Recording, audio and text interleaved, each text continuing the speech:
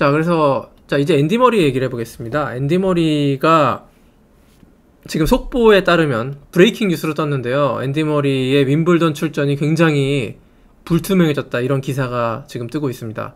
자, 왜냐면요, 앤디 머리가 수술 절차에 들어갔다, 이런 헤드라인으로 지금 보도가 지금 타전되고 있는데요. 자, 지난번에 그 퀸스 대회에 그 출전해가지고 두 번째 경기에서 그 다리 통증을 느껴가지고 중간에 메디컬 타임을 부르고 기권을 했는데, 그 오른쪽 다리였을 겁니다. 근데 이제 그 통증은 허리로부터, 오른쪽 허리가 굉장히 안 좋은 상태로 드러나서, 자, 의료진에게 문의를 하니 수술을 해야 될 것 같다, 이런 얘기가 나와서 지금 수술 절차에 surgical procedure라고 그 헤드라인은 왔는데, 수술 절차입니다. 어떤 막 수술한다 이게 아니고 수술 절차니까 조금 마이너한 수술인 것 같긴 해요, 조코비치처럼. 그래서 허리 수술은 끔찍한 거잖아요, 선수한테.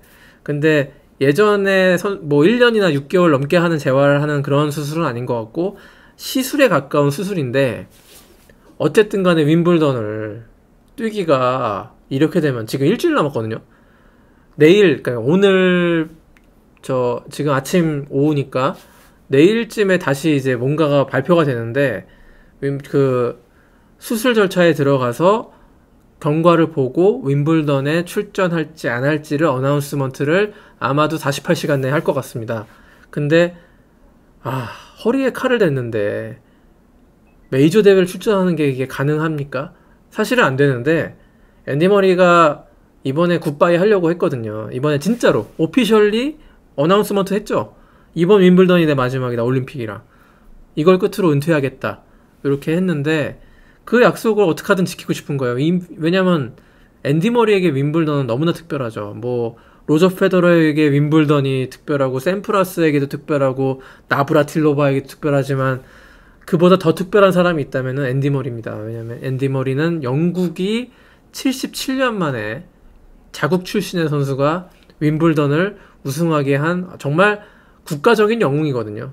그래서 결국에는 여왕으로부터 기사 자격까지 받아서 서 앤디 머리가 된 그런 윈블던이고, 자신이 갖고 있는 3개의 메이저 타이틀 가운데 2개가 윈블던, 2013년, 2016년. 한 번은 노박 조코비치, 또 한 번은 밀로스 라오니치를 물리치고, 이 앤디 머리가 메이저 대회를 윈블던 멀티 우승을 차지한 곳이기 때문에 센터코트에서 영국 국민들의 뜨거운 박수를 받으면서 박수 칠 때 떠나고 싶었었던 그런 앤디 머리이기 때문에, 어떻게 하든 시술을 받고 그 1회전에 뛰는, 자, 이제 당연히 본선 와일드카드를 주겠죠, 앤디 머리에게. 마지막 기회니까.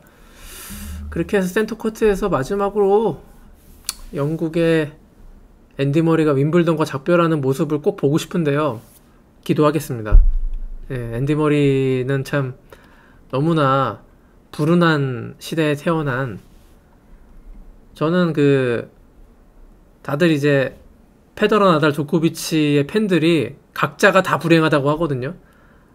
이 페더러는 나달만 없었으면 더 많이 우승했고, 나달은 조코비치만이었으면 이렇게 우승했고, 조코비치는 앞에 페더러, 나달이라는 선배들만 없었으면 조코비치는 뭐 엄청났을 거다 하는데, 다 필요 없습니다. 앤디 머리가 제일 불운합니다.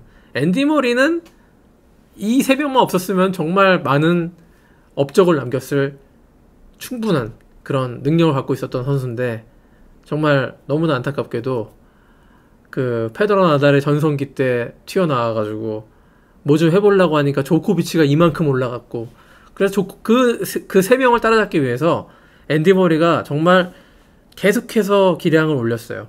그래서 결국에는 2012년 US 오픈을 그렇게 우승할 수 있었고요. 앤디 머리가, 제가 기억하는 앤디 머리는 2010년 전까지, 그러니까 2007, 8, 90 요때도 빅4였는데, 그때의 기량에서 굉장히 하자가 있었습니다. 세컨 서브가 너무 약했고, 두 번째로는 포핸드의 공격성이 지금 뭐 약간 비교하자면 알렉산더 즈베레프처럼 백핸드로 좀 먹고 사는, 그리고 디펜스와 리턴 이런 걸로 먹고 사는 선수였는데, 이게 세계 랭킹 1위랑 그랜드슬램 우승을 해보려고 하니까 공격이 가미되지 않으면 안 되거든요. 그래서 불철주야 열심히 공격성을 가다듬어가지고 계속해서 기량을 쌓아 올려서 결국에는 2012년 US 오픈에서 우승하고, 그 직전에 사실 올림픽에서 로저 페더러를 결승에서 3대0으로 물리치면서, 사실은 저는 2012년 여름부터 2013년 윈블던까지가 엄밀히 말하자면 앤디 머리의 진짜 전성기 같습니다.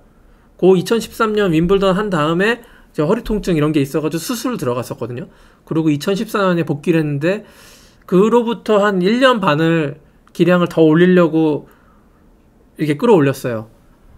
그래서 2016년에 마침내 다시 윈블던을 우승을 하고 연말 세계 랭킹 1위까지 정말 무시무시한 연승 행진을 펼치면서, 누구나 조코비치가 다 세계 랭킹 1위 끝날 줄 알았는데 앤디 머레이가 다 이긴 겁니다. 하반기에 있는 모든 그 투어 대회를.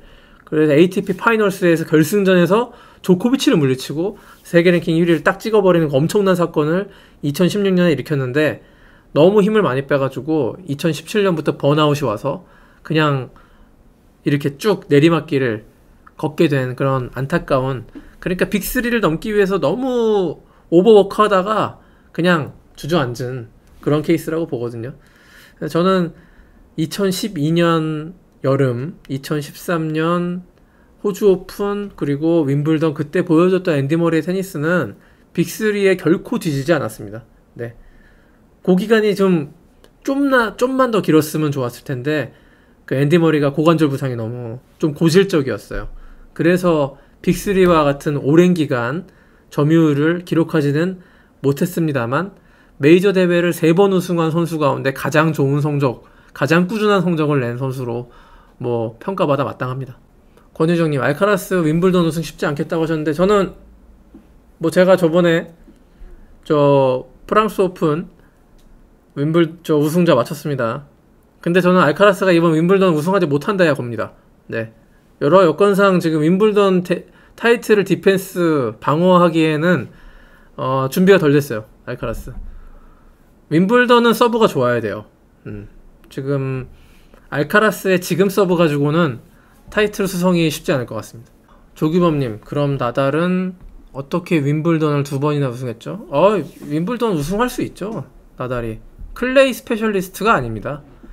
나달은 하드코트에서 잘하는 것보다 잔디에서 잘하는 거를 먼저 터득했습니다. 윈블던에 결승 진출한 게, 자, 우승은 2008년 그 최고의 클래식 매치지만 2006년에 이미 윈블던 결승에 진출한 게, 그게 나달이 20살이 채 되기 전이었을 겁니다. 그때 이미 윈블던 결승을 갔어요. 네, 잔디에서 굉장히 잘하는 선수인데, 나달이 이제 클레이와 잔디를 동시 석권한 2008년에 비욘보리 이후로 그 유일한 선수였는데, 요게 잘 안 되는 이유는 클레이 시즌에 오버페이스를 합니다, 분명히. 그래서 잔디 시즌이 접어들면은 뭔가가 좀 에너지가 떨어지고, 무엇보다 잔디는 무릎을 많이 굽혀야 되기 때문에 바운스가 났습니다. 그래서 나달의 무릎에 한참 20대 중반까지 무릎이 굉장히 안 좋았거든요, 나달이. 그게 오히려 30대에는 해결이 됐는데, 그때 무릎이 안 좋아서 윈블던과의 상성이 굉장히 안 맞았어요. 예. 그럼에도 불구하고 그 피지컬이 극에 달해 있었던 2008년 그리고 2010년에는 윈블던을 2차례나 우승을 할 수 있었던 것이고, 2011년도 결승 갔습니다. 조코비치라는 한참 떠오르는 최고의 선수를 만나서 졌지만, 어쨌든 윈블던에 2006, 7, 8, 9년은 부상으로 빠졌고 10, 11 출전한 5번 연속으로 결승 간 게 나달이에요.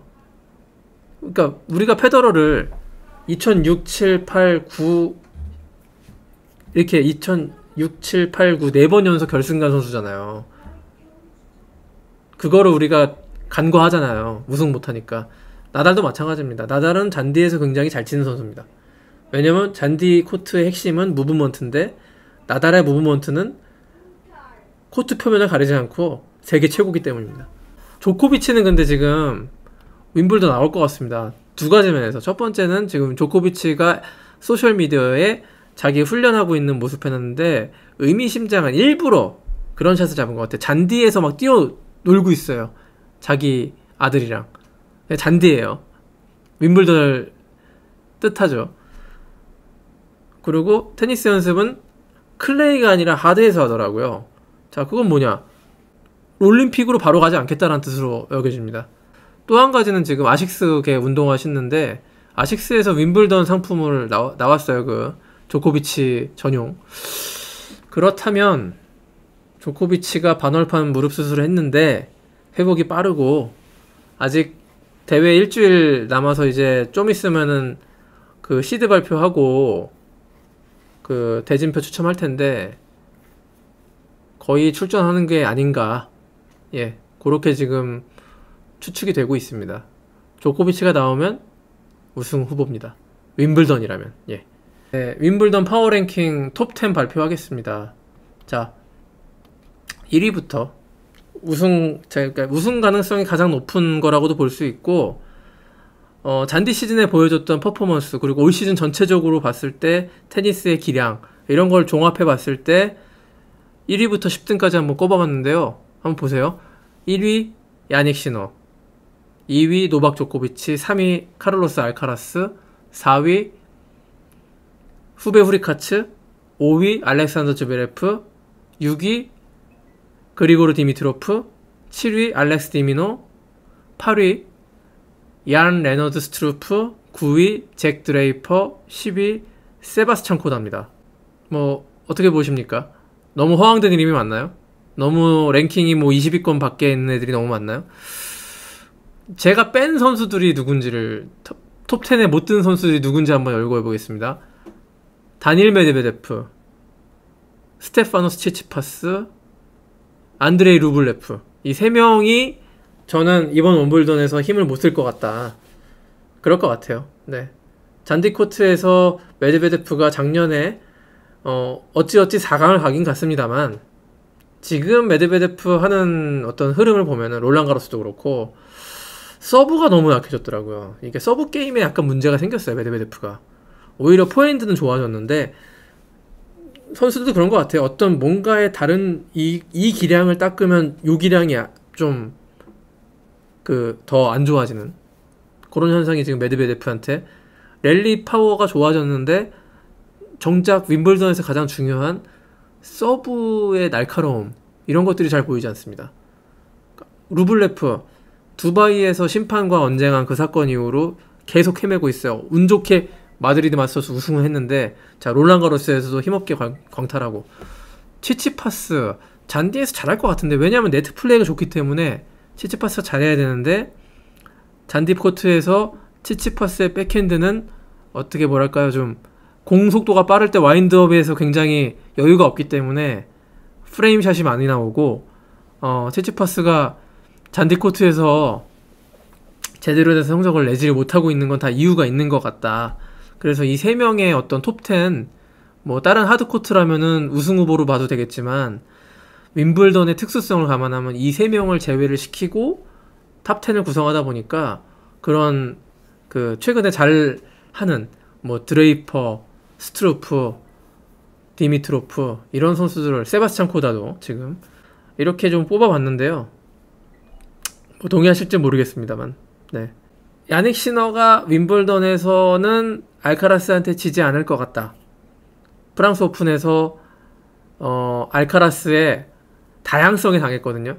자, 분명히 시너와 알카라스 경기력은 마지막 5세트 어떤 체력적인 문제를 제외한다면은 시너의 경기력이 위였습니다. 서브도 좋았고 포핸드, 백핸드의 랠리 파워에서도 앞섰고, 그렇지만 알카라스가 여러가지 클레이를 활용한, 클레이라는 코트의 특수성을 활용한 전략들, 문볼, 드랍샷, 이런 것들로 야닉 시너를 흔들 수가 있었던 거예요. 그래서 역전승을 할 수 있었는데, 자, 시너의 지금 공격성, 서브가 굉장히 좋아지고 포핸드의 파워와 백핸드의 파워, 속도가 업계 1위인 이 지금 야닉 시너가 잔디를 만났다면은, 윈블던 잔디, 그리고 5세트라는 쿠션이 있으면요, 야닉 시너 이기기 쉽지 않을 것 같습니다. 그 누구도. 예. 전성기의 노박 조코비치가 와야만 이제 시너를 한번 긁어볼 수 있을 것 같다. 그래서 저는 야닉 시너가 이번 윈블던 우승한다에 손목 걸어볼 예정이긴 한데 아직 결정 안 했습니다. 예.